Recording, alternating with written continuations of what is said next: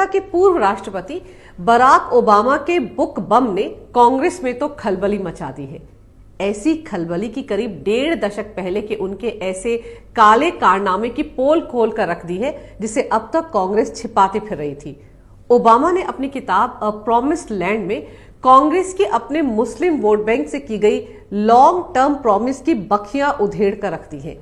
कैसे कांग्रेस ने अपने मुस्लिम वोट बैंक के लिए आतंकवाद के साथ समझौता किया, कैसे आतंकवाद को कभी भी इस्लामिक कट्टरवाद से जोड़कर पेश करने की कांग्रेस ने कोशिश ही नहीं की। मुंबई हमले के तमाम सबूतों को सिर्फ और सिर्फ अपने मुस्लिम वोट बैंक के चलते नकार दिया। कांग्रेस के इस पूरे खेल का ओबामा ने अपनी किताब में न सिर्फ पर्दाफाश किया है बल्कि उनके निशाने पर कांग्रेस अध्यक्ष सोनिया गांधी हैं।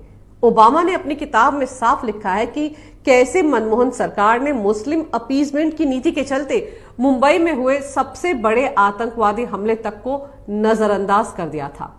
2008 में मुंबई पर हुए अब तक के सबसे बड़े आतंकवादी हमले के लिए जिम्मेदार पाकिस्तान को भारत ने ऐसे क्यों छोड़ दिया? क्यों पाकिस्तान पर हमला नहीं किया गया था?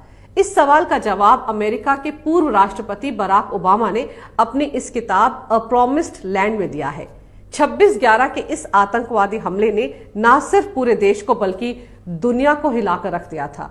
इस हमले को पाकिस्तान के आतंकवादी संगठन लश्कर-ए-तैयबा के 10 आतंकवादियों ने अंजाम दिया था, जो पाकिस्तान से समंदर के रास्ते मुंबई में दाखिल हुए थे। इस हमले में करीब 250 बेगुनाह लोग मारे गए थे, जबकि मुंबई पुलिस, एटीएस और एनएसजी के 11 जवान भी इस हमले में शहीद हुए थे। 12 साल पहले हुए इस हमले को पाकिस्तान ने बहुत ही सुनियोजित तरीके से अंजाम दिया था। हमले के दौरान इन आतंकवादियों को सैटेलाइट फोन पर पाकिस्तान में बैठे उनके आका लगातार गाइड भी कर रहे थे। हमले के तुरंत बाद भारतीय खुफिया एजेंसियों को इस बात के पुख्ता सबूत मिल गए थे कि इस हमले के पीछे पाकिस्तान की फौज और वहां की खुफिया एजेंसी आईएसआई का भी हाथ था। इस पुख्ता जानकारी के पीछे हमले में जिंदा पकड़े गए एकमात्र आतंकवादी अजमल कसाब की तरफ से दिया गया इकबालिया बयान, कराची के कंट्रोल रूम में बैठे लश्कर-ए-तैयबा के आदमी और मुंबई हमलावरों के बीच पकड़ी गई कई घंटों की बातचीत थी। इतने सारे सबूत मिलने के बाद जहां पूरा देश पाकिस्तान से बदला लेने की आग में जल रहा था, वहीं उस वक्त की मनमोहन सरकार ने पाकिस्तान के खिलाफ किसी भी तरह की सैन्य कार्रवाई से साफ इनकार कर दिया था। तब हर तरफ मनमोहन सरकार के इस लचीले रवैये पर कई सवाल उठे थे। क्यों पाकिस्तान की इस बड़ी हिमाकत को भारत ने नजरअंदाज कर दिया? अब करीब 12 साल गुजर जाने के बाद अमेरिका के राष्ट्रपति बराक ओबामा ने अपनी किताब में इस सवाल का जो जवाब दिया है वो वाकई बेहद चौंकाने वाला है। उन्होंने लिखा है कि मुंबई हमले के बाद मनमोहन सिंह बहुत डर गए थे। डर इस वजह से नहीं था कि पाकिस्तान भी भारत की तरफ से की गई किसी भी कार्रवाई का पलट कर जवाब दे सकता है, बल्कि डर इस वजह से था कि अगर भारत इस तरह की कार्रवाई को अंजाम देता है तो कहीं कांग्रेस का मुस्लिम वोट बैंक उसके हाथ से खिसक ना जाए और इस बात का फायदा कहीं कुछ महीने बाद होने वाले लोकसभा चुनाव में बीजेपी ना उठा ले। जी हां, सही सुना आपने। बराक ओबामा ने अपनी किताब में लिखा है कि सोनिया गांधी, जो कि उस वक्त यूपीए की चेयरपर्सन थी, उन्हें ये कतई गवारा नहीं था कि इस आतंकवादी हमले को इस्लामिक कट्टरवाद और पाकिस्तान के साथ जोड़कर पेश किया जाए। सोनिया गांधी पाकिस्तान पर किसी भी तरह की कार्रवाई करने के पक्ष में नहीं थी। उन्हें डर था कि ऐसा करने से कांग्रेस अपने मुस्लिम वोट बैंक से हाथ धो बैठेगी और इसका सीधा सीधा फायदा बीजेपी को होगा। बीजेपी तो हमेशा से ही कहती आ रही थी कि पाकिस्तान आतंकवाद की फैक्ट्री है और वो इसी आतंकवाद की आड़ में भारत के खिलाफ प्रॉक्सी वॉर चला रहा है। ऐसे में पाकिस्तान पर हमले की सूरत में बीजेपी अपनी इसी बात को और जोरदार तरीके से उठाती तो कांग्रेस को लोकसभा चुनाव में भारी नुकसान उठाना पड़ता, क्योंकि 2009 में लोकसभा के चुनाव सिर पर थे। ऐसे में कांग्रेस, जो 2009 का चुनाव भगवा आतंकवाद के मुद्दे पर लड़ने का मन बना चुकी थी, वो पाकिस्तान पर हमला करके आ बैल मुझे मार नहीं करना चाहती थी और इसीलिए अपने मुस्लिम वोट बैंक को एकजुट रखने के चलते उस वक्त की मनमोहन सरकार ने अपने फायदे के लिए न सिर्फ देश के मान सम्मान को ताक पर रख दिया, बल्कि देश की सुरक्षा के साथ भी एक समझौता कर लिया। सिर्फ और सिर्फ मुसलमानों को खुश करने के लिए, उनके वोट हासिल करने के लिए इतने बड़े आतंकवादी हमले पर मनमोहन सिंह खामोश रहे। और इसीलिए बराक ओबामा ने अपनी किताब में मनमोहन सिंह को एक डरा हुआ प्रधानमंत्री बताया है। ये तो वो तथ्य हैं जिनका खुलासा बराक ओबामा ने अपनी किताब में किया है। लेकिन कांग्रेस ने ऐसा क्यों किया? क्यों कांग्रेस को इस हमले में पाकिस्तान का कनेक्शन नजर ही नहीं आया? क्यों कांग्रेस ने इतने बड़े गुनाह के लिए भी पाकिस्तान को बख्श दिया?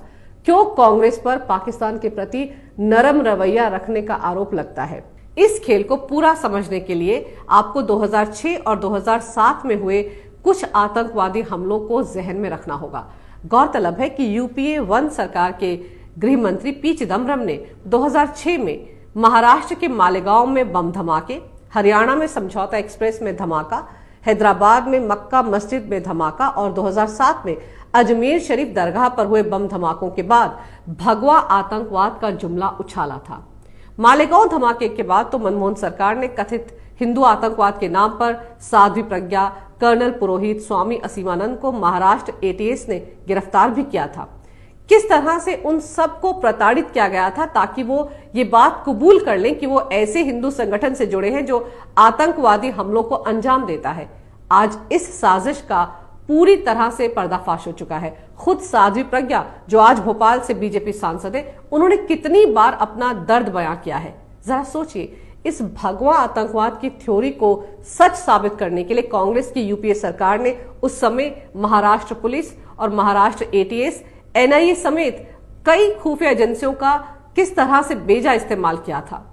मुंबई पर हमला करने आए सारे पाकिस्तानी आतंकवादियों के हाथ पर कलावा बंधा हुआ था और उनके पहचान पत्र भी हिंदू नाम से बनाए गए थे, जिनमें पता भी बेंगलुरु का लिखा हुआ था। यानी हिंदू आतंकवाद की जो थ्योरी यहाँ कांग्रेस के नेता भारत में ना सिर्फ घड़ रहे थे बल्कि उसे एस्टैब्लिश करने में भी पूरी ताकत लगाए हुए थे, उसी थ्योरी को अमल में लाने के लिए, अपने फायदे के लिए, भुनाने के लिए पाकिस्तान भी लगा हुआ था। पाकिस्तान ने जिन 10 आतंकवादियों को भारत में भेजा था वो सारे के सारे हिंदू पहचान पत्र के साथ, हिंदू नामों के साथ भारत में दाखिल हुए थे। यानी अगर अजमल कसाब जिंदा ना पकड़ा जाता तो शायद पाकिस्तान दुनिया में ये साबित करने में कामयाब हो जाता कि मुंबई हमले को हिंदुस्तान के भगवा आतंकवादियों ने ही अंजाम दिया है। तो जो भगवा आतंकवाद की थ्योरी सबसे पहले चिदम्बरम ने उछाली थी वो सच साबित हो जाती। वो तो भला हो शहीद तुकाराम ओमले का, जिन्होंने अपनी जान की बाजी लगाकर कसाब को जिंदा पकड़ लिया था। ऐसे में मुंबई पर आतंकवादी हमले के बाद पाकिस्तान पर हमला करने से तो आतंकवाद के धर्म और मजहब पर खुद ब खुद मोहर लग जाती और यही कांग्रेस नहीं चाहती थी।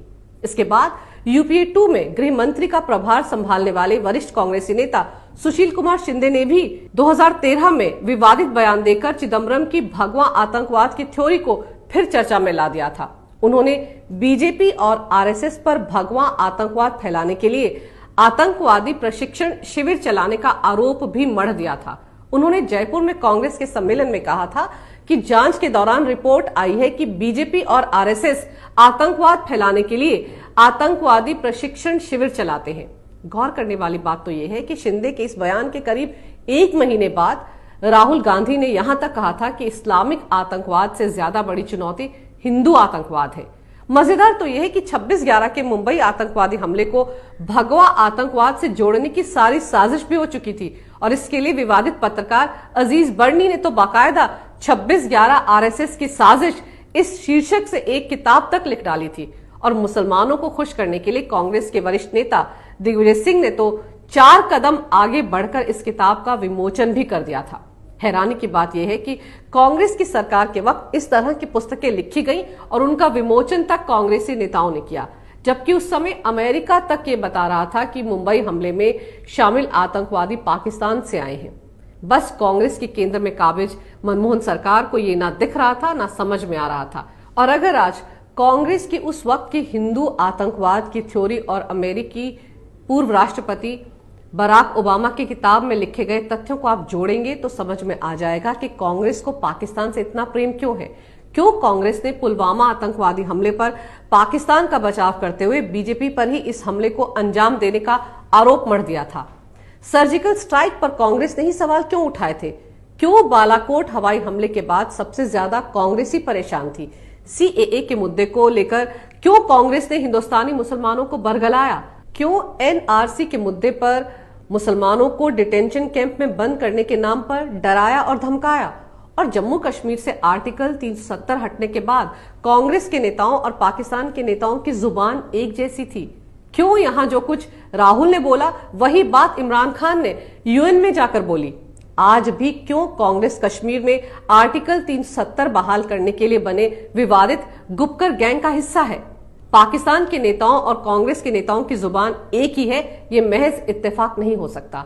आज ओबामा की किताब ने कांग्रेस को पूरी तरह से आतंकवाद के साथ समझौता करने वाली पार्टी करार दे दिया है और ये तोहमत अब तो बाकायदा सबूतों के साथ लगाई गई है। यही नहीं, इस किताब में राहुल गांधी के आईक्यू लेवल और मनमोहन सिंह को प्रधानमंत्री बनाने के पीछे सोनिया गांधी की कूटनीतिक मंशा का भी खुलासा किया गया है। जाहिर है ओबामा ने पूरी कांग्रेस को एक ऐसा आईना दिखाया है कि वो चाहकर भी इन तथ्यों को नकार नहीं पाएगी। अब भले ही कांग्रेसी ओबामा पर एफआईआर दर्ज करने के लिए कोर्ट का दरवाजा खटखटा रहे हो, लेकिन सच सामने आ चुका है, क्योंकि सच को ना छिपाया जा सकता है ना परास्त किया जा सकता है। अगर आपको मेरा ये वीडियो अच्छा लगे तो कृपया इसे लाइक करें, शेयर करें और हमारे चैनल को सब्सक्राइब जरूर करें। देखते रहिए कैपिटल टीवी। अगर आपको हमारा वीडियो पसंद आया हो तो इसे लाइक करें, हमारे चैनल को सब्सक्राइब करें और हाँ, बेल आइकन दबाना ना भूलें ताकि आप तक हमारे वीडियो की नोटिफिकेशन पहुंचती रहे। आप अपना सुझाव हमें कमेंट बॉक्स में दे सकते हैं। हमारे साथ जुड़ने के लिए शुक्रिया।